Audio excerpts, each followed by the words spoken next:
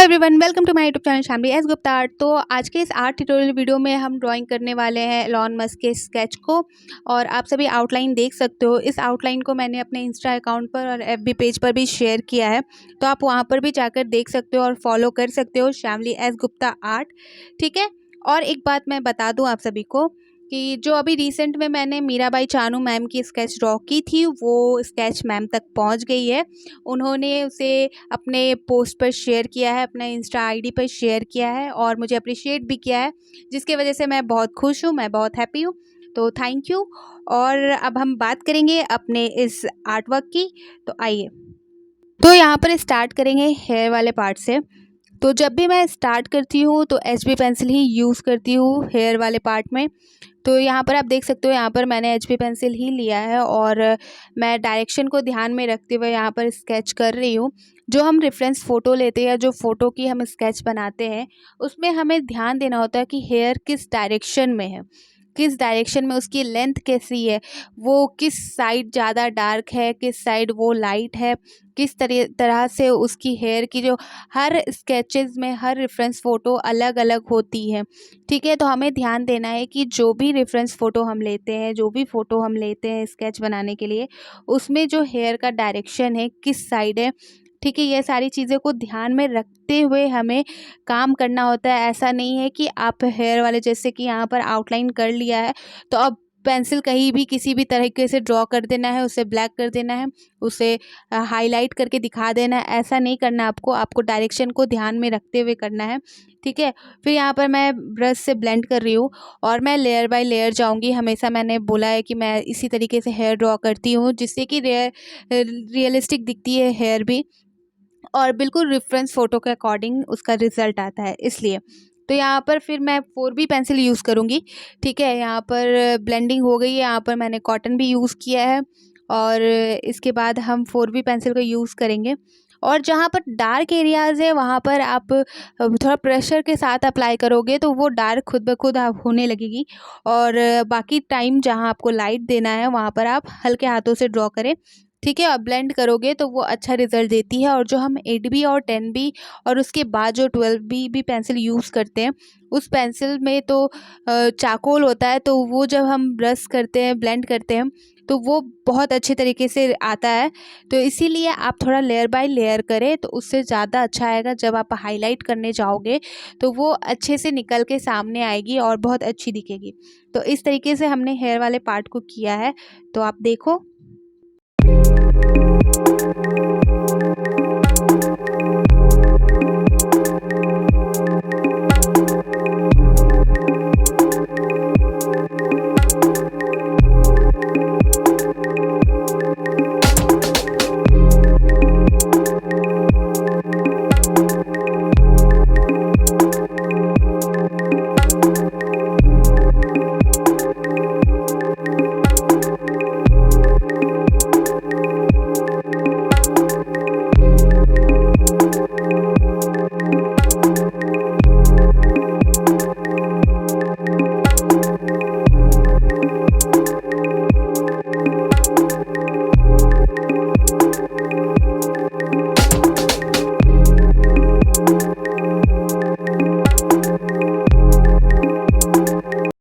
तो इस तरीके से अप्लाई करते हुए मैंने हेयर वाले पार्ट को कंप्लीट किया।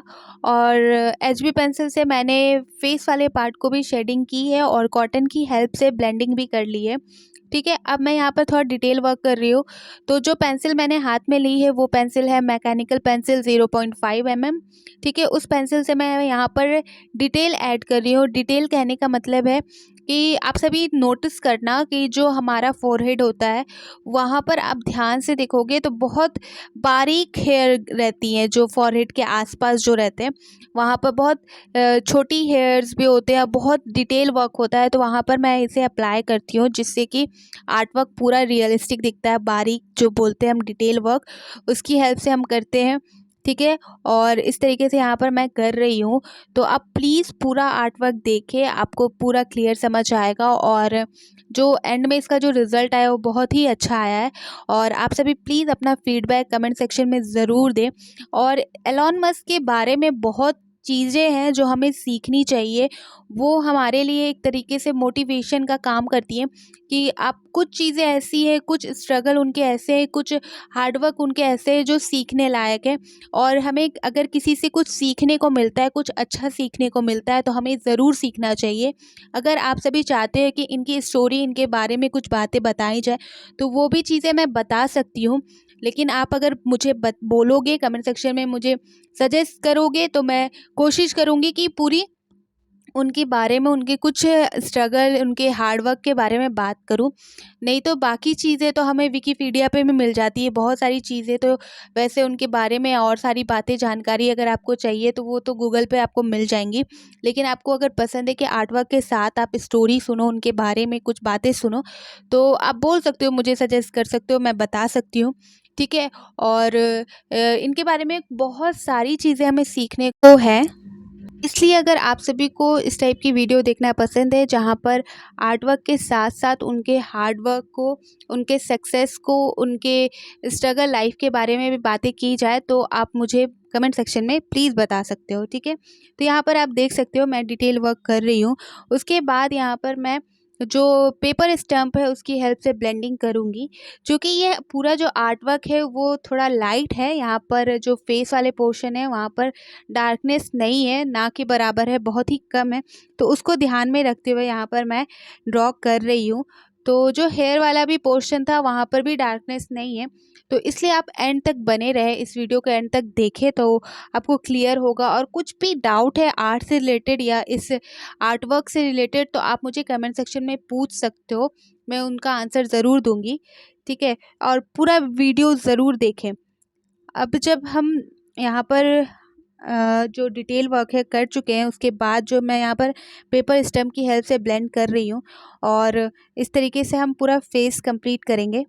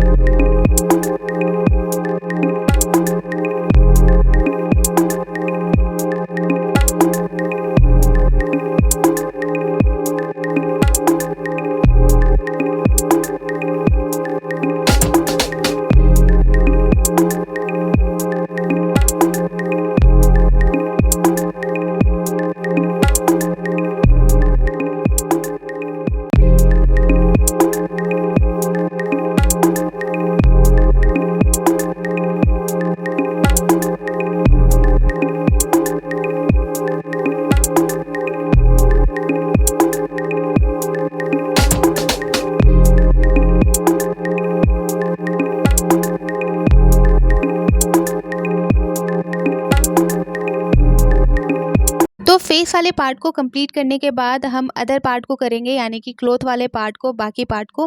तो यहाँ पर मैं पेंसिल ले रही हूँ 8B पेंसिल की, और यहाँ पर डार्क ज़्यादा है, यहाँ पर ज़्यादा डार्क है, इसलिए 8B पेंसिल का यूज़ कर रही हूँ। और चारकोल पेंसिल है ये, ठीक है। और उसके ज़्यादा डार्क दिखाने के लिए यहाँ पर मैं 12B पेंसिल का भी यूज़ करूँगी, और जहाँ पर लाइट हमें दिखाना है वहाँ पर मैं छोड़ दूँगी, आप सभी देख सकते हो। फिर उसके बाद ब्लेंड करने के बाद यहाँ पर हम हाईलाइट करेंगे टॉमबॉय मोनो ज़ीरो इरेज़र या नॉर्मल इरेज़र से। ठीक है, इस तरीके से हम यहाँ पर हाईलाइट करते हुए इसे पूरा कंप्लीट करेंगे, आप सभी देखो।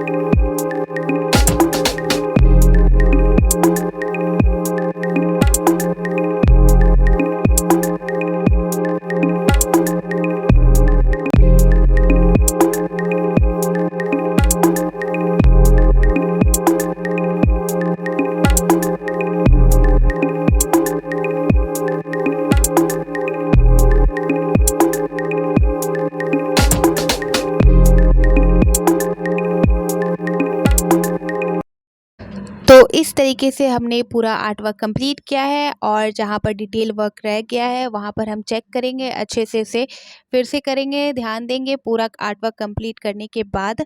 और ये हमारा आर्ट वर्क हो गया done. And thank you so much.